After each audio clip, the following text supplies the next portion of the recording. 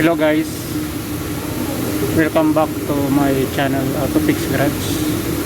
Ang video content natin ngayon ay isang Mitsubishi Outlander 2019 model. Ang gagawin natin ay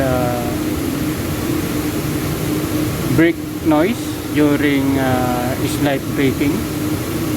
Kaya muli niyo akong samahan at magkakandak muna tayo ng basic inspection sa ating brake system. Natin matanggal yung rear brake caliper natin ay kailangan nating i-release yung electric parking brake.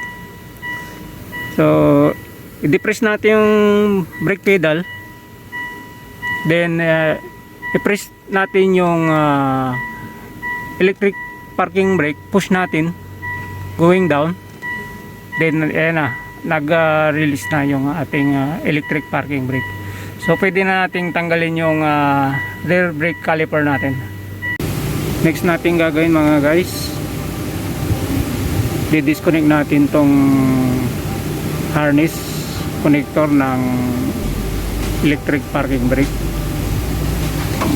Then tatanggalin natin tong ating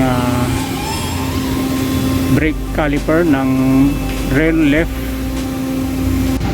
Next mga guys, tatanggalin natin yung mga mounting bolt ng ating caliper brake.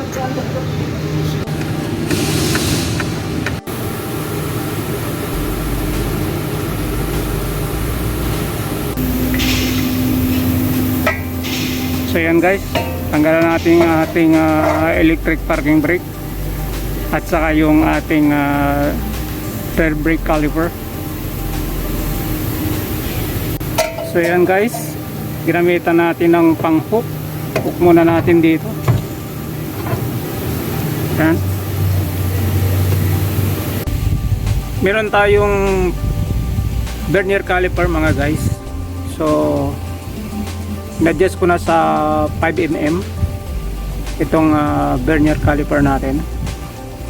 So sa ating rotor disc,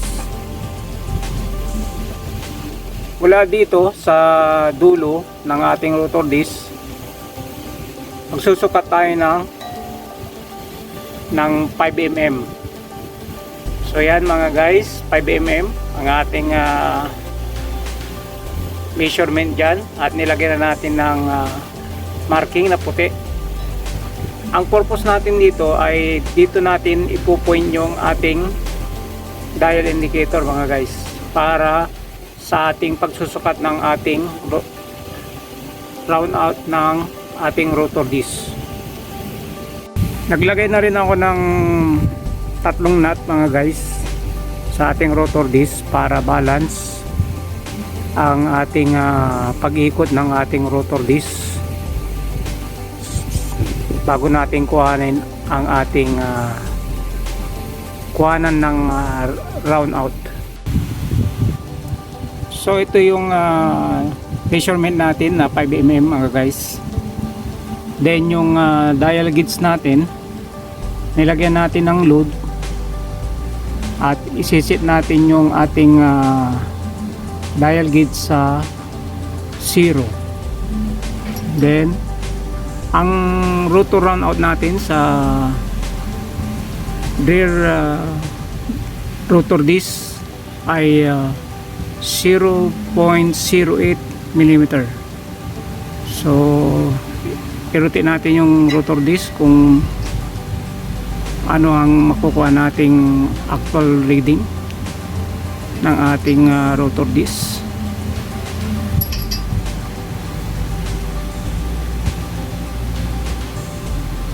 Yan mga guys, 0.03 mm.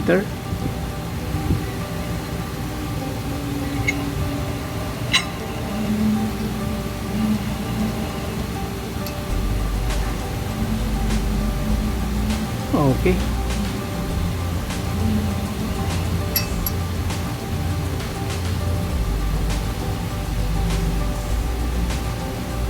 .03 mm.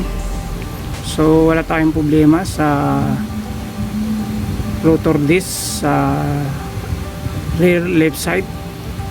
So next side naman mga guys, ang ating susunod na kuhanan ng round out. Next natin tatanggalin mga guys ang ating rear right brake caliper. So tanggalin natin mounting bolt. Yan.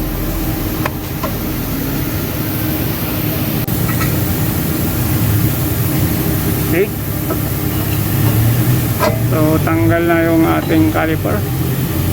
Buhok natin dito mga guys yung ating caliper. Okay. Same procedure mga guys. Ilagay natin ang ating dial indicator dito sa ating dulo ng ating rotor disc. Magsusukat tayo ng 5 mm. Then dyan natin i-point yung ating dial indicator. Then lagyan natin ang load. Then iset natin sa 0 yung ating dial gauge. Okay. Then next step natin ang standard value ng ating rotor disc sa likod ay 0.08 mm ang standard round out ng ating rear rotor disc. Okay guys, rotate na natin yung ating rotor disc para makita kung ilan ang actual reading. Yan mga guys. So nag-stop siya sa 0.25 mm ang actual reading ng ating rear right rotor disc. So ang gagawin natin mga guys, i-repeat natin to. Ito ang pinagmumulan ng slight brake noise during slight braking. Okay, so hanggang dyan na lang muna mga guys.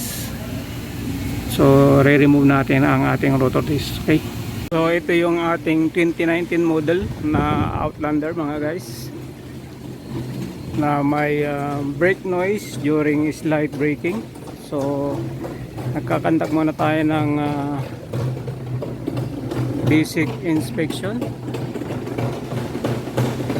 Yan mga guys.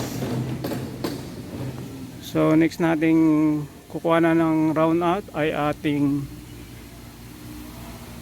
susunod ang front both side rotor disc natin. Okay, so yan. So ito guys yung ating front rotor disc. Same procedure, naglagay na rin ako ng tatlong nut para balance ang rotation ng ating rotor disc. Then naglagay ako ng measurement na 5 mm para dun sa point ng ating dial indicator ng dial gauge. Then naglagay ako ng load sa ating dial gauge. Set natin sa 0 ang ating dial gauge. Ang standard round out ng ating front rotor disc ay 0.06 mm. So try natin kuha na ng reading ang ating rotor disc kung papasok sa ating standard value.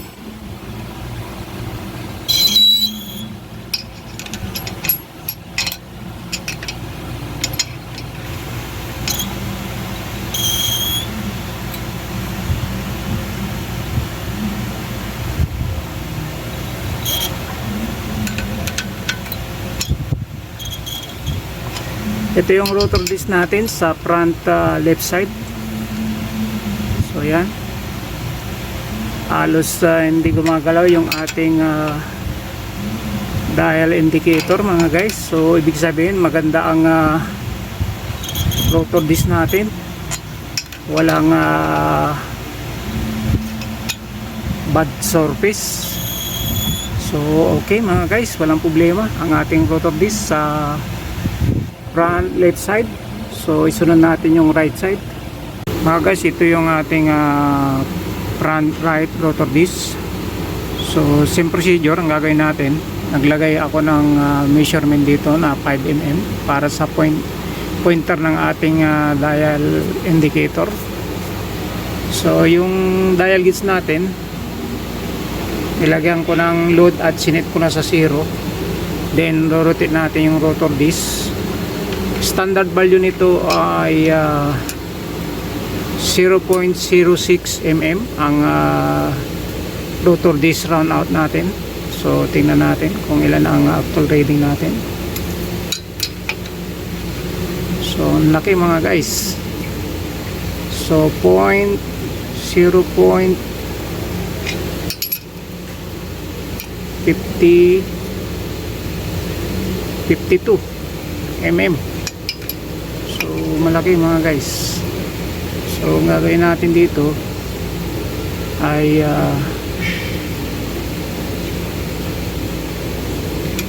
i-replace natin. Okay.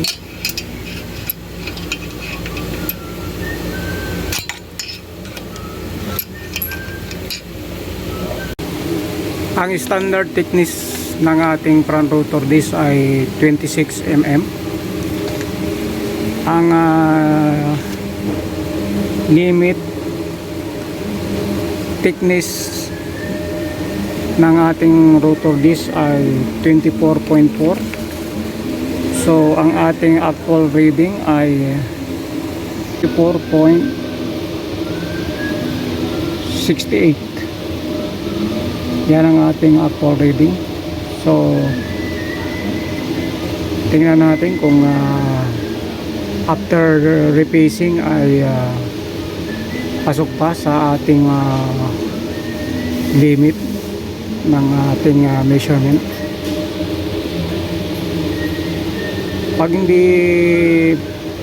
outside the limit na, kailangan nating palitan yung rotor disc after ng repacing.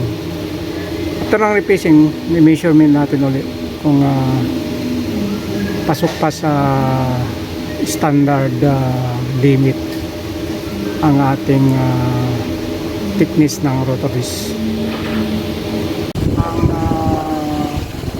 front left rotor disc thickness natin ay 24.73. Okay. Sa measurement naman natin mga guys ay mula dito sa dulo magsusukat tayo ng 10 mm. Then dyan natin ilalagay yung point ng ating micrometer. So ang standard measurement natin sa rear rotor disc ay 10.0 mm. Then ang limit natin ay 8.4 mm. Then ang actual measurement natin ay 9.96 ang ating actual reading sa rear right caliper. Yan nga guys. Ito na natin i-repeat ang ating rotor disc.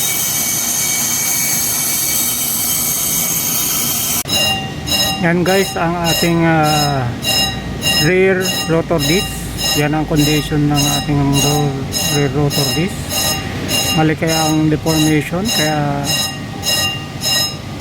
dadaanan natin muli sa pamamagitan ng ating repainting. So itong side na to mga guys ay okay na. So malaking deformation guys, kaya yan ang cause ng brake noise during braking. Kaya okay, yan ang rotor disc thickness natin after ng repacing. Sa front rotor disc, ang actual reading natin after replace ay 24.45. So pasok pa mga guys ang ating rotor disc thickness.